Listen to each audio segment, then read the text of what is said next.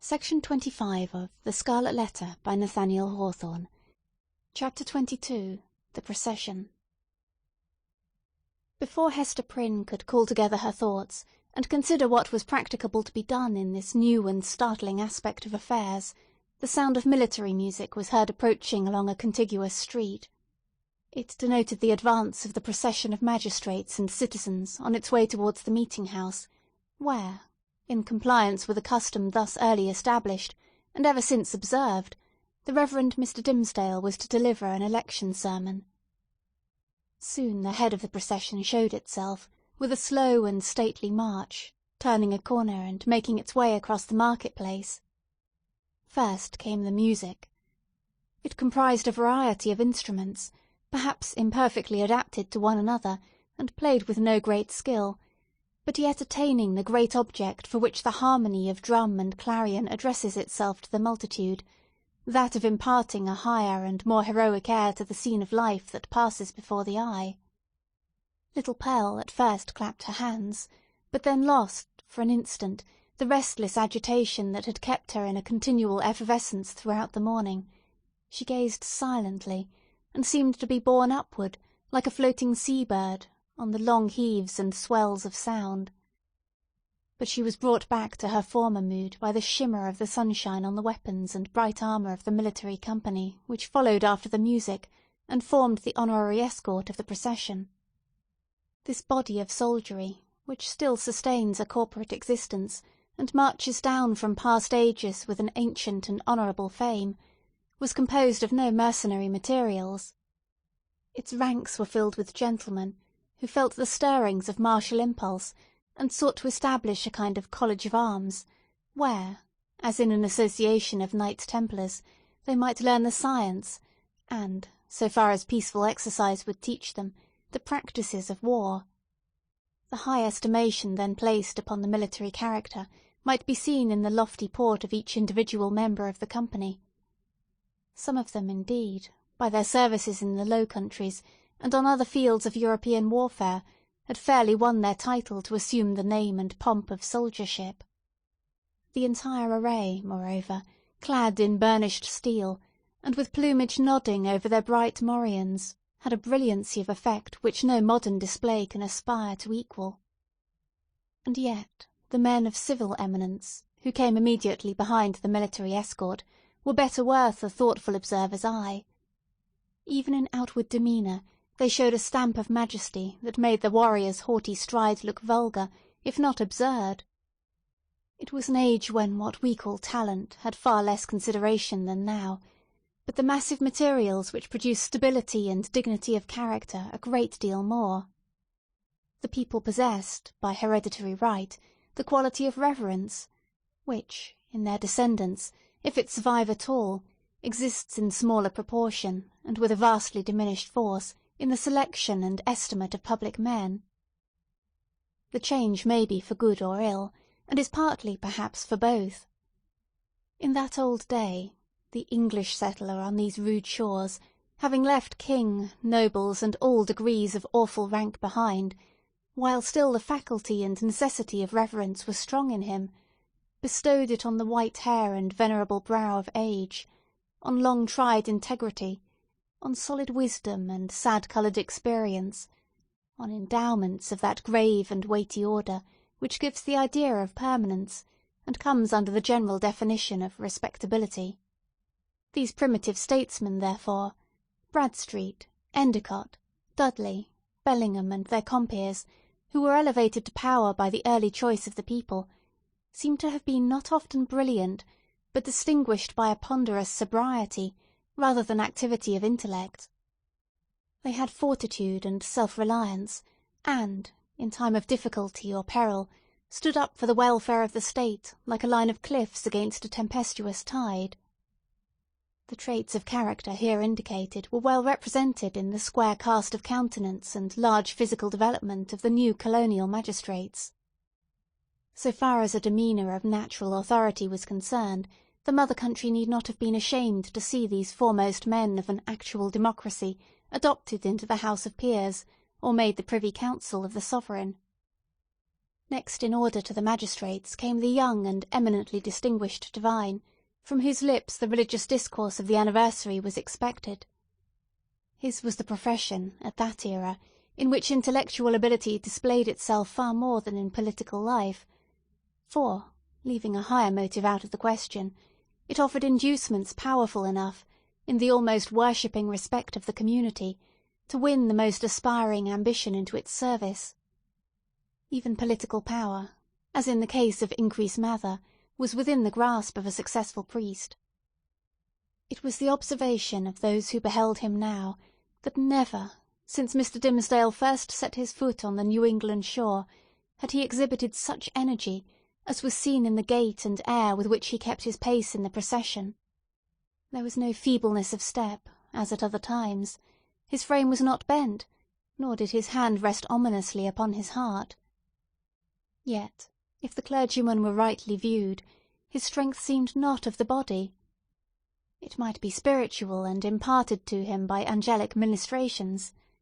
It might be the exhilaration of that potent cordial, which is distilled only in the furnace glow of earnest and long-continued thought. Or, perchance, his sensitive temperament was invigorated by the loud and piercing music that swelled heavenward and uplifted him on its ascending wave. Nevertheless, so abstracted was his look, it might be questioned whether Mr. Dimmesdale even heard the music. There was his body, moving onward, and with an unaccustomed force. But where was his mind? Far and deep in its own region, busying itself, with preternatural activity, to marshal a procession of stately thoughts that were soon to issue thence, and so he saw nothing, heard nothing, knew nothing of what was around him, but the spiritual element took up the feeble frame and carried it along, unconscious of the burden, and converting it to spirit like itself. Men of uncommon intellect, who have grown morbid, possess this occasional power of mighty effort, into which they throw the life of many days, and then are lifeless for as many more. Hester Prynne, gazing steadfastly at the clergyman, felt a dreary influence come over her, but wherefore or whence she knew not, unless that he seemed so remote from her own sphere, and utterly beyond her reach. One glance of recognition, she had imagined, must needs pass between them. She thought of the dim forest, with its little dell of solitude, and love, and anguish, and the mossy tree-trunk, where, sitting hand in hand, they had mingled their sad and passionate talk with the melancholy murmur of the brook. How deeply had they known each other then? And was this the man? She hardly knew him now. He, moving proudly past, enveloped as it were in the rich music, with the procession of majestic and venerable fathers. He, so unattainable in his worldly position, and still more so in that far vista of his unsympathizing thoughts through which she now beheld him. Her spirit sank with the idea that all must have been a delusion, and that, vividly as she had dreamed it, there could be no real bond betwixt the clergyman and herself. And thus much of woman was there in Hester, that she could scarcely forgive him, least of all now, when the heavy footstep of their approaching fate might be heard, nearer, nearer, nearer, for being able so completely to withdraw himself from their mutual world, while she groped darkly, and stretched forth her cold hands, and found him not. Pearl either saw and responded to her mother's feelings, or herself felt the remoteness and intangibility that had fallen around the minister. While the procession passed, the child was uneasy, fluttering up and down, like a bird on the point of taking flight. When the whole had gone by, she looked up into Hester's face. "Mother," said she, "was that the same minister that kissed me by the brook?" "Hold thy peace, dear little Pearl," whispered her mother. "We must not always talk in the market-place of what happens to us in the forest." "I could not be sure that it was he, so strange he looked," continued the child. "Else I would have run to him, and bid him kiss me now, before all the people, even as he did yonder among the dark old trees. What would the minister have said, mother? Would he have clapped his hand over his heart, and scowled on me, and bid me begone?" "What should he say, Pearl?" answered Hester, "save that it was no time to kiss, and that kisses are not to be given in the market-place?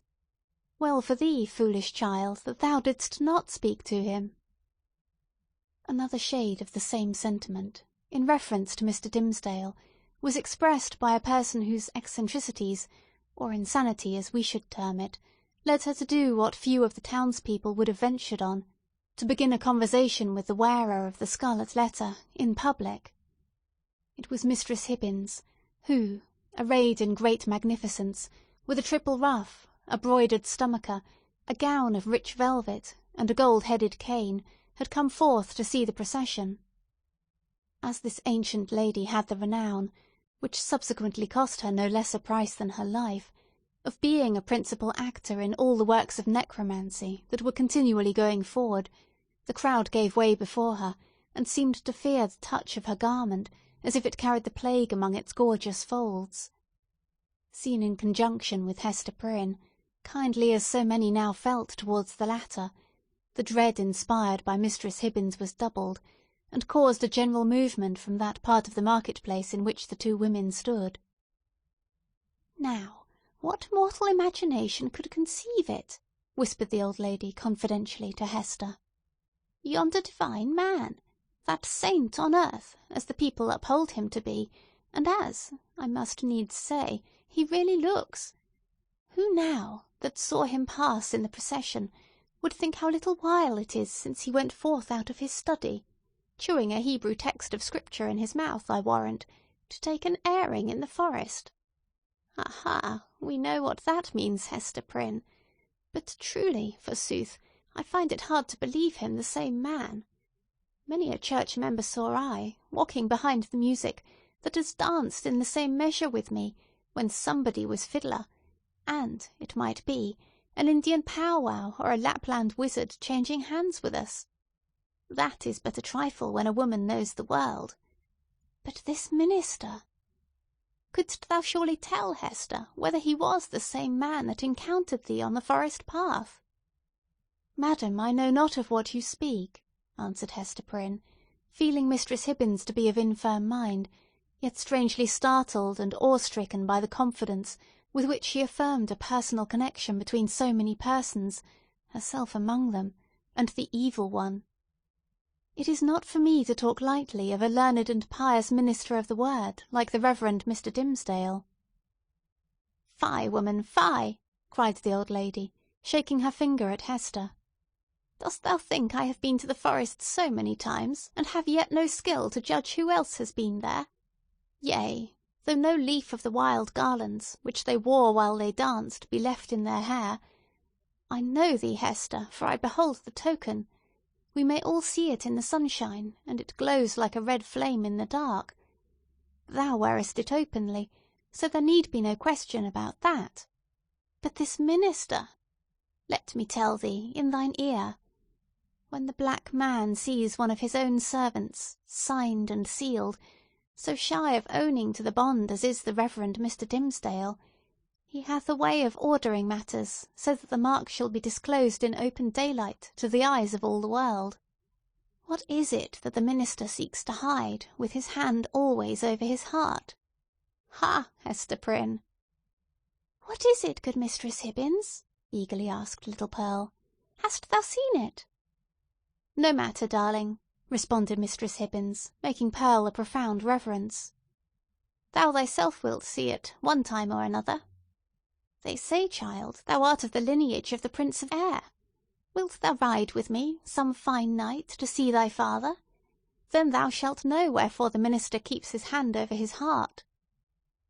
Laughing so shrilly that all the market-place could hear her, the weird old gentlewoman took her departure.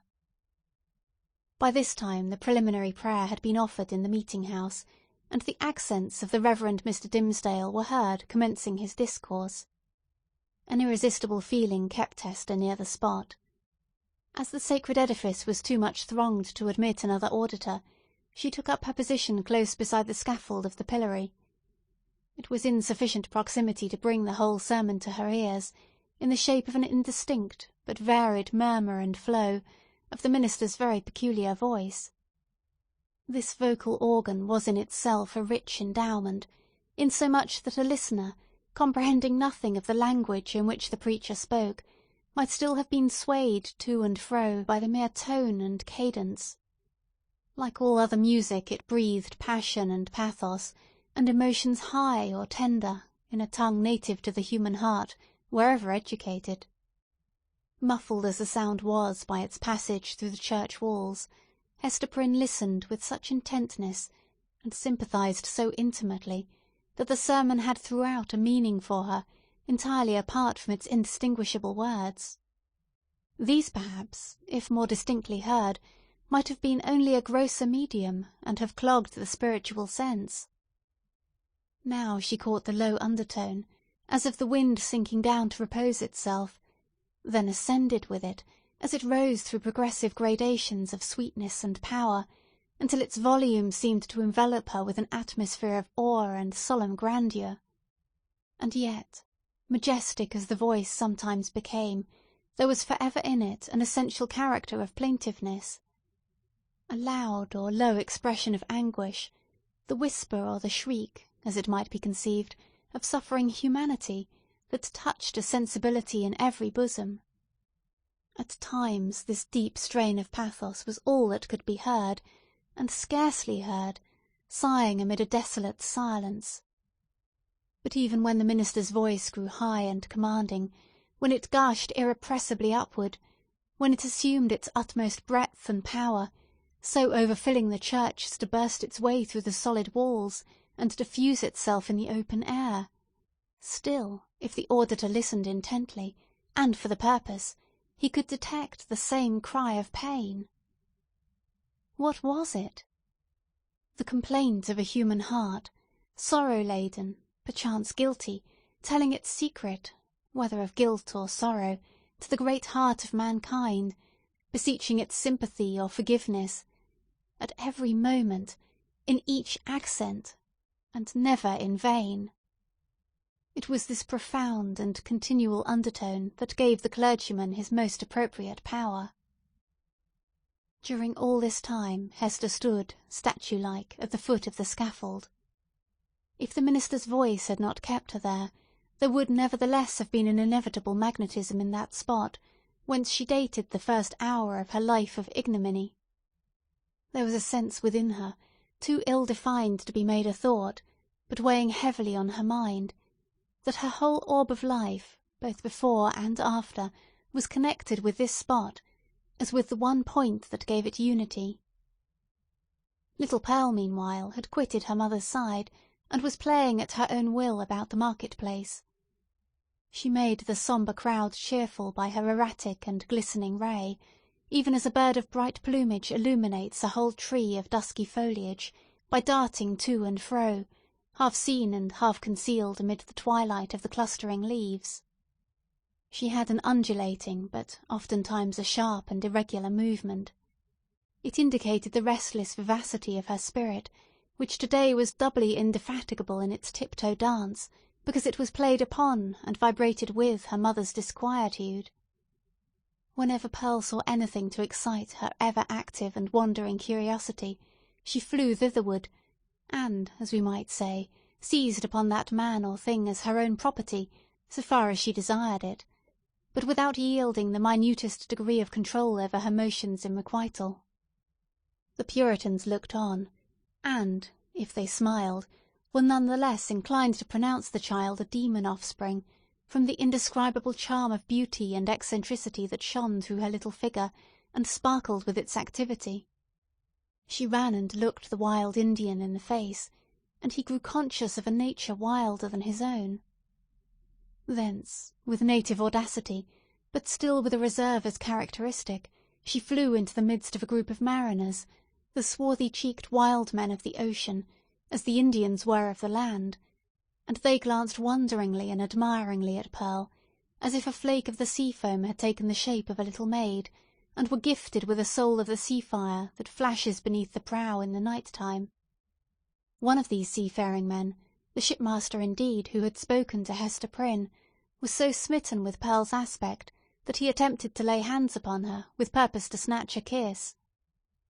Finding it as impossible to touch her as to catch a humming-bird in the air, he took from his hat the gold chain that was twisted about it, and threw it to the child. Pearl immediately twined it around her neck and waist, with such happy skill that, once seen there, it became a part of her, and it was difficult to imagine her without it. "Thy mother is yonder woman with the scarlet letter," said the seaman. "Wilt thou carry her a message from me?" "If the message pleases me, I will," answered Pearl. "Then tell her," rejoined he, "that I spake again with the black-visaged, hump-shouldered old doctor, and he engages to bring his friend, the gentleman she wots of, aboard with him. So let thy mother take no thought, save for herself and thee. Wilt thou tell her this, thou witch-baby?" "Mistress Hibbins says my father is the Prince of the Air," cried Pearl, with a naughty smile. "If thou callest me that ill name, I shall tell him of thee, and he will chase thy ship with a tempest."